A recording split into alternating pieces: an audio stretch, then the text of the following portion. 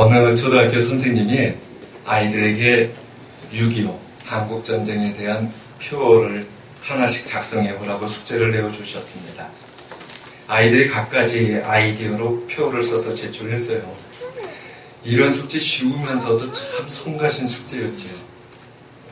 아이들의 내용이 무찌르자 공산당, 간첩 신고는 113, 아주 오래된 것서부터 참신한 것까지 아주 여러 가지가 나왔습니다. 근데 한 아이가 써온 표를 보고 선생님이 황당해 하셨어요. 뭘까요? 내용은 6.25는 무효다. 다시 한번 붙어보자. 선생님 어디 사요? 지난 어르신들 세대에서는 엄청난 고통이었던 것이 새로 자라는 아이들에게는 몰라서이기도 하겠지만 그 고통이 고통으로 다가서진 않는 것 같습니다. 오늘 본문 스가랴 9장 9절로 12절의 내용은 평화의 왕을 기다릴 정도로 전쟁으로 인해서 지치고 힘들고 황폐해진 그 백성들, 미래에 대해서도 막연한 불안감, 막연하다기보다는 온몸에 엄습해오는 그 불안 속에서 견딜 수 없는 이들에게 희망의 메시지를 전하고 있습니다. 고통과 낙담이 그것으로 끝나지 않고 역전이 있다는 말씀이에요. 어쩌면 이런 확신이 있어야 좀 전에 언급한 어린아이 같은 표가 나올 수도 있지 않을까 싶습니다. 왜냐하면 당시는 예루살렘에 거하던 백성이 있었고요. 포로로 잡혀갔다가 돌아온 백성들이 있었습니다. 서로 문화적 모든 차이가 심각해져 있어요.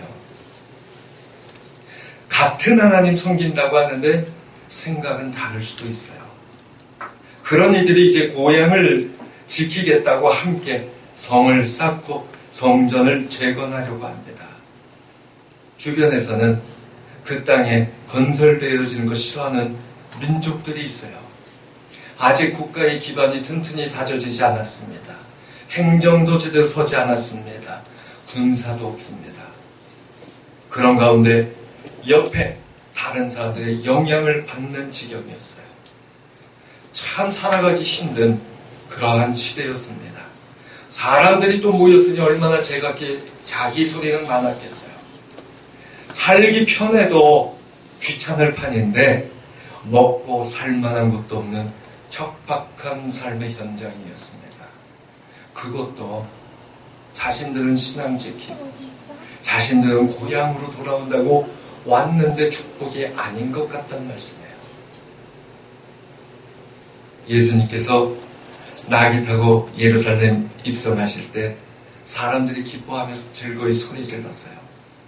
겉옷을 벗어서 주님의 길 앞에 깔고 호산나 주여 구원하여 주옵소서 소리쳤습니다. 오늘 본문의 말씀은 예수님께서 예루살렘에 입성하시는 것과 관련이 있는 그 예언의 한 부분입니다. 바벨론 포로에서 돌아온 사람들 분열과 혼돈에 빠졌습니다. 아무것도 자신들의 하나님 잘 섬기고 믿고 따르고 헌신한다고 그랬지만 소용없다는 생각이 꼬리에 꼬리를 물기 시작합니다. 스가랴가 그런 백성을 향해 외칩니다. 이스라엘 백성이 다시 성전을 건축하고 하나님의 영광이 성전에서 넘치기를 소원하며 그 마음으로 백성을 격려하고 위로하고 있습니다. 주시는 그 하나님의 은혜, 이스라엘 가운데 있으니 결코 실망하거나 절망하거나 낙담하지 말라 선포하고 있어요. 어려움 속에서도 간절한 희망과 하나님의 믿음이 우리에게 있어야 되기 때문이에요. 화평은 모든 삶의 행복의 기반이 되는 요소 중에 하나입니다. 더욱이 주를 믿어서 하나님 안에서 살아가는 사람에게는 그러해요. 세상에 어려움 많고 하는데 그 안에서 평안 누리는 방법이 도대체 뭘까요? 초등학교 아까 얘기했지만 초등학교 아이는 듣기 싫은 이야기하면요 자기 마음의 평정을 위해서 룰루룰루룰루 이러고 있어요.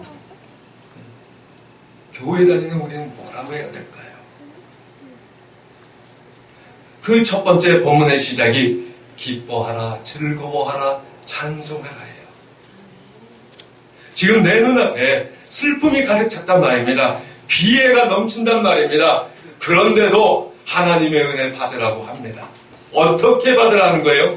기뻐하고 즐거워하고 찬송하라는 거예요. 어떤 상황 속에서도 주를 찬양하고 기뻐하는 자에게 하나님의 은혜는 가장 먼저 임할 줄로 믿습니다. 왜냐하면 하나님은 신실하시기 때문이에요. 자신의 선하시고 신실하심을 항상 보이시고 자신을 우리에게 확증해 주십니다. 약속하신 것은 반드시 이루시는 분이세요. 절망이 아니라 희망을 노래하게 하십니다. 그 하나님을 오늘 본문에선 공의로운 왕이시라고 말씀하고 있습니다. 공의롭다는 것, 정의를 사랑하고 정의롭고 그렇게 통치하고 불의를 배척한다는 의미입니다. 주신 말씀에 따라서 정의와 불의를 가리시고 올바른 자가 평안을 누리게 하시고 올바른 자가 존경받는 사회를 만들어 주신다는 거예요. 이를 위해서 구원을 베푸시는 왕이 되십니다. 여기서 구원이라는 것은 단순한 영혼 구원만을 얘기하는 것이 아니라 고통받는 사람에게는 고통에서 자유를, 포로로 잡혀간 사람에게는 집으로 돌아가는 역사가, 억눌린 사람에게는 해방의 역사가 있게 해주신다는 거예요. 지금 우리에게 있는 모든 상황에서 살아 역사하시고 자신을 확증하시는 하나님이시라는 말씀입니다. 그런데 그 말씀의 대상을 시온, 예루살렘, 좀 더 뒤에 11절에 가면은 너라고 하고 계십니다. 근데 이 너라는 것, 예루살렘인데 여성형 명사를 사용하고 있어요. 이 너라는 것은 교회를 상징하는 그러한 단어입니다. 그래서 시온이니 예루살렘이니 너니 이러한 모든 단어가 교회를 상징하고 있고 지금 이 말씀의 대상은 개인일 수도 있지만 전체 교회 공동체를 향한 말씀이에요. 돌이켜보면 하나님의 말씀은 개인에게 주시는 것 같지만 공동체, 믿음의 공동체, 교회를 향한 말씀이 먼저 되고 있어요. 그래서 교회를 회복시키시겠다는 말씀이에요.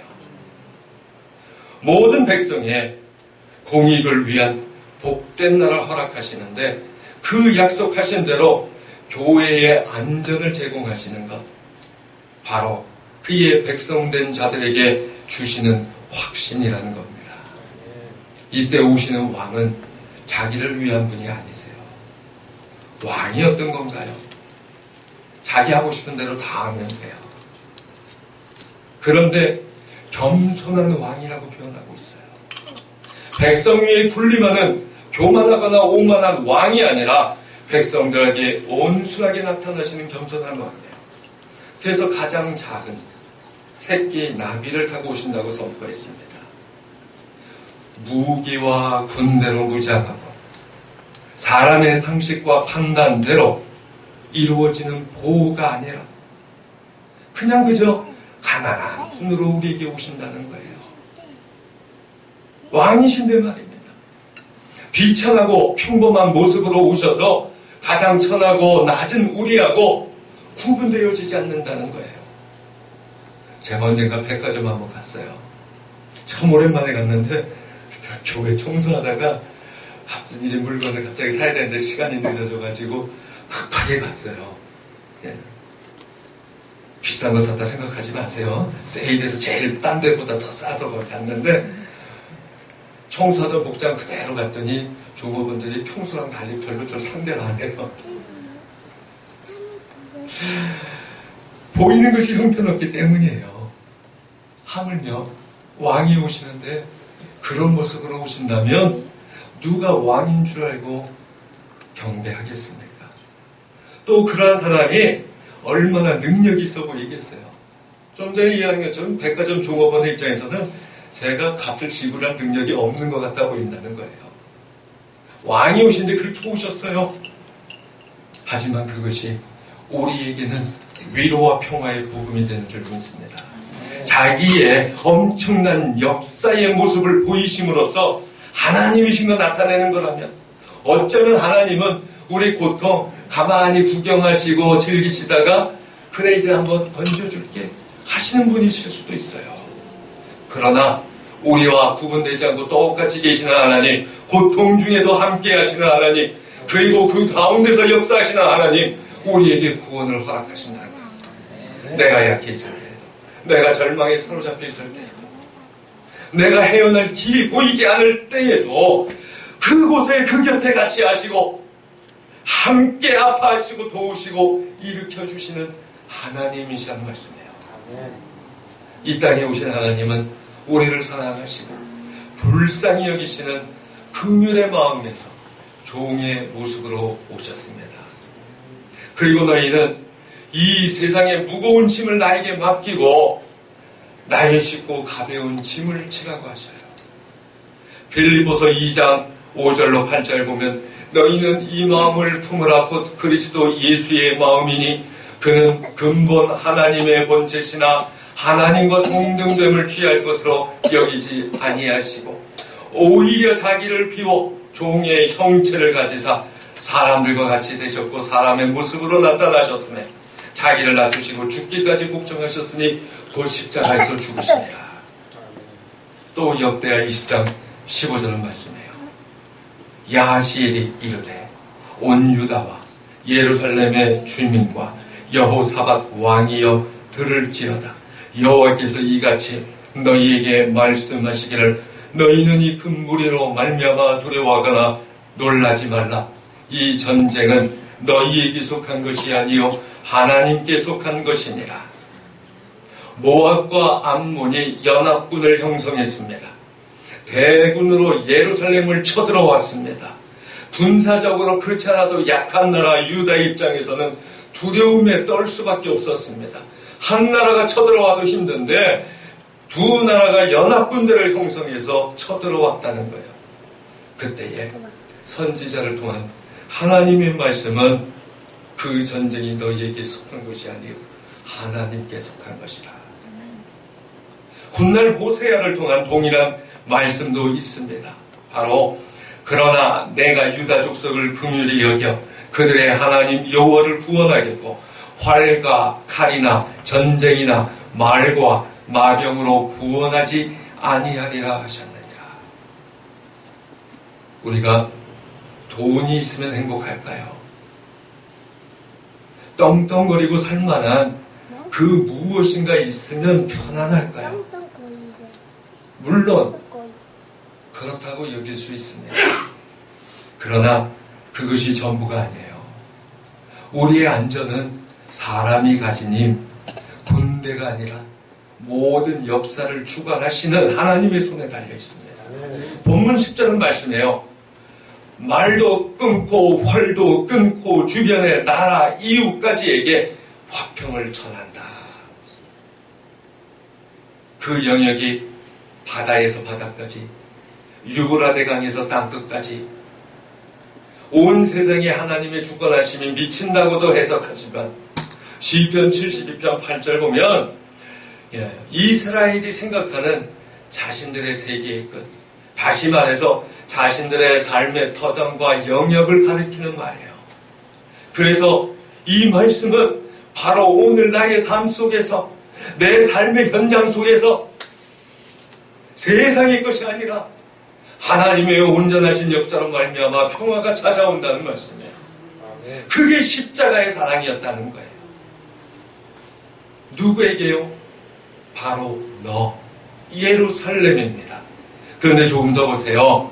11절에서 언약의 피로 인함입니다. 약속과 보혈입니다. 마태복음 26장 28절 말씀하죠. 이것은 죄사함을 얻게 하려고 많은 사람을 위하여 흘리는 바 나의 피, 곧 언약의 피니라. 이스라엘과 하나님의 관계는 피로 맺으시고 피로 언약된 관계입니다. 피는 생명입니다. 하나님은 생명을 두고 그들을 지키시겠노라고 약속하셨고 하나님의 백성도 생명을 두고 그 약속 지키겠노라고 하는 것입니다. 모든 사람의 죄를 해석하기 위해서 흘리신 십자가의 피, 하나님의 약속을 믿고 우리 구주 예수 그리스도께서 십자가의 죽으심으로 확증하신 그 보혈의 공로, 거기에 의지하는 자, 경건한 자에게 오는 축복이라는 말씀이에요. 그러한 자들이 모인 교회를 향하신 하나님의 약속입니다. 우리는 오직 기뻐하라고 하세요. 찬송하라고 하세요. 다시 말해서 예배드리라고 하세요. 왜요? 바로 우리를 건지신 하나님을 기억하기 때문입니다. 오직 예수님을 모신 교회가 누리는 행복입니다. 형식상의 예배, 나타내 보이는 형식상의 예배가 아니라 참된 제물이 되신 주님의 바로 그 보혈의 공로가 속죄하여 주시고 구원하여 주시기 때문에 우리는 거기에 따라 예배드리고, 그렇게 모이는 그 교회를 향해서 언약의 피의 축복이 있다는 거예요. 이렇게 되기까지 우리가 어떤 사람들이었습니까? 갇힌 자들을 물 없는 구덩이에 놓았나니, 비참한 상황에 놓인 사람들, 끌어올림을 받지도 못하고 목말라 죽어가는 그런 모습이에요. 이 당시에 이스라엘에서 죄인을 가둬놓았던 구덩이를 지금도 있는데, 나중에 우리 다 같이 가서 봅시다. 그 가서 보면은요, 구덩이를 들어가면 항아리 모양으로 되어 있어서 누군가가 끄집어내어 주지 않으면 거기에서 자기가 나올 수가 없어요. 그 구덩이들은 밑은 넓고 주둥이는 좁아요. 그러다 보니 그 나올 수 없는 구덩이에 갇혔을 때 얼마나 힘들었겠어요. 요셉이 형들에게 꺼내달라고 그래요. 예레미야의 어두운 구덩이가 그래요. 자기의 힘으로는 나올 수 없는, 헤쳐나올 수 없는 그 캄캄한 구덩이였단 말이에요. 그냥 어두컴컴하고 빛이 없고 두려움과 공포 그 자체였습니다. 물 없는 구덩이, 절망의 장소예요. 고통과 죽음의 장소입니다. 희망이 죽은 장소예요. 공포와 두려움만이 존재하는 곳, 억울해도 말할 자유도 없고 말할 대상도 없는 그런 것. 언제 자기 생명이 끝날지 모르는 삶에 있는 것. 그런 곳에 있는 사람에게 소망이 있다면 오직 하나, 하나님뿐입니다. 어떤 장애물도 하나님께서 흑암에서 건져내신다면 그 무엇도 막을 수 없어요. 고난의 끝이 아니라 하나님의 약속이 기다립니다. 지금 내 인생은 여기서가 끝이 아니라 저 세상이 있다는 겁니다. 이제 이것을 믿는 자들에게 12절은 말씀하고 계세요. 갇혀 있으나 소망을 품은 자들아. 소망을 품은 자 되시기 바랍니다. 약속을 떠난 자, 그래서 하나님으로부터 떠나서 타락하고 약속의 가치를 상실한 자가 되면 소망이 없어요. 세상에 헛된 것으로 자기를 방어하고자 합니다. 거기에는 근심과 걱정이 끝없이 늘어날 뿐이에요. 하나님에 대한 신뢰를 가진 사람, 희망의 끈을 놓지 않는 사람이 바로 복이 있습니다. 하나님께서는 이러한 자들에게 요새인 예루살렘으로 돌아오라고 하고 계세요. 교회로 오라고 하고 계세요. 세상의 건물이나 세상의 모임이 교회가 아니라 진정한 믿는 자들의 모임, 언약의 피를 굳게 믿고 소유한 교회로 돌아오라는 말씀이에요. 하나님께서 구원하시겠다고 말씀하십니다. 구원하시는데 뭐라고 했나요? 갑절이나 갚을 거라고 하세요. 고통이 크십니까? 받을 구원의 역사는 그보다 더 큽니다. 이사야 선지자가 말씀했어요. 61장 7절, 너희가 수치 대신에 보상을 배나 얻으며 능욕 대신에 몫으로 말미암아 즐거워할 것이라. 그리하여 그들의 땅에서 갑절이나 얻고 영원한 기쁨이 있으리라. 믿음을 지키며 살아가는 사랑하는 성도 여러분, 오늘 여러분의 삶은 어느 자리에 있습니까? 아직도 바벨론 어느 곳에 있습니까? 아직도 긴장과 두려움 속에 있습니까? 주님께 맡기십시오. 주님의 언약을 붙드십시오. 안식과 평화가 당신을 기다리고 있습니다. 혹은 물 없는 구덩이에서 절망하고 죽음의 공포를 느끼십니까? 주님을 향한 소망을 가지시기 바랍니다. 아멘. 하나님의 언약 붙들고 용기를 내십시오. 그분은 겸손한 분이십니다. 사랑과 긍휼로 자기를 의지하는 자를 결코 버리지 아니하시는 신실하신 하나님이십니다. 영혼의 주인이십니다. 믿음의 시온의 딸들은 기쁨과 즐거움으로 인도하여 주시는 분이십니다. 우리가 그분을 향하여 소망을 가진다면 우리는 주님의 평화를 누릴 수 있습니다. 이제 더 이상 포로가 아닌 자유의 백성이 되시기 바랍니다. 죽음의 자리에서 소망의 자리로 옮겨진 사람, 너희 요새 시온 즉 예루살렘 하나님의 품으로 돌아오라 하십니다. 그곳에서 수고와 인내의 값을 갑절이나 채워주실 하나님의 평화 기다리고 있습니다. 우리 교회는 그러한 교회 되시기를 소원합니다. 아멘.